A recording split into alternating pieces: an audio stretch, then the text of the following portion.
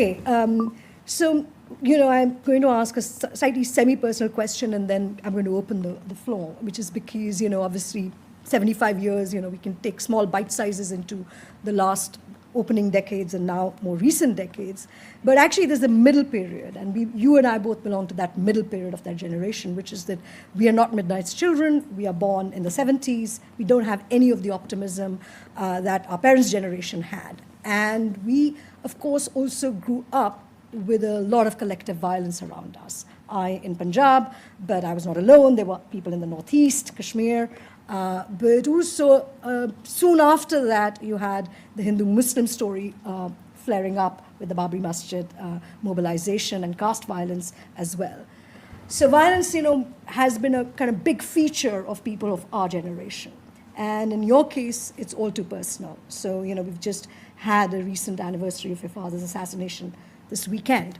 So my question really is about actually a kind of Gandhian question about violence and how to live with it. And in your case, it's also personal. And so could you sort of say a little bit on your own personal resilience on it, but also how you envision the compact between violence and non-violence in Indian society?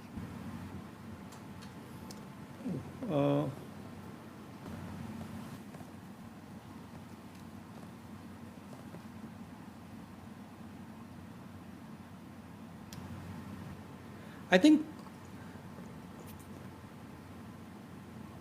the word that comes to mind is forgiveness, right? Mm-hmm. It's not precisely the most accurate. It's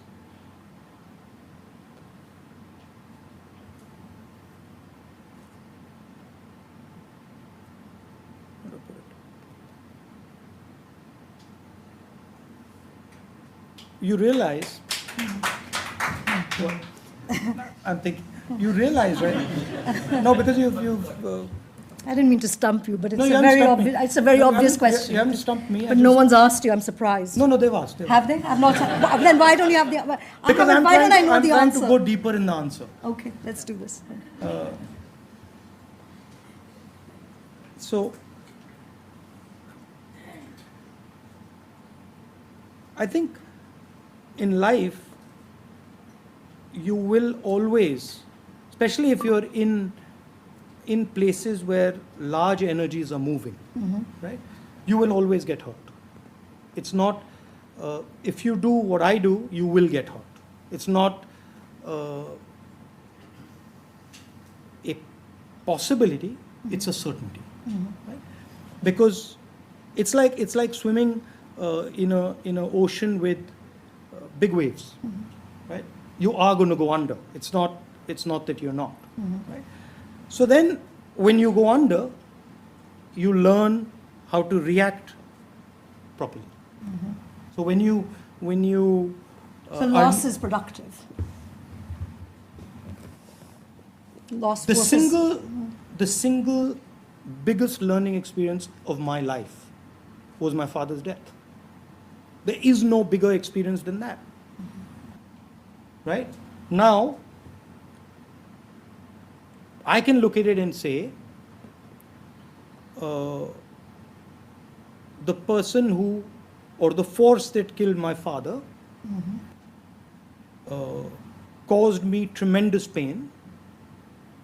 Sure, it's correct. As a son, I lost my father, and many of you would have, and that's very painful.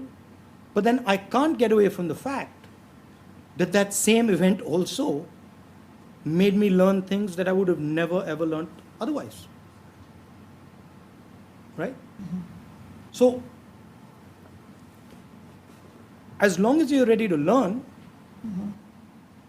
it doesn't matter how nasty people are or how evil people are, as long as you're ready to learn. Mm-hmm. If I turn around and, Mr. Modi attacks me and I say, oh my God, he's so vicious, he's attacking me. Mm-hmm. That's one way of looking at it. And the other way of looking at it is say, great, I just learned something from him. Mm-hmm. Give me some more. Mm-hmm. Okay.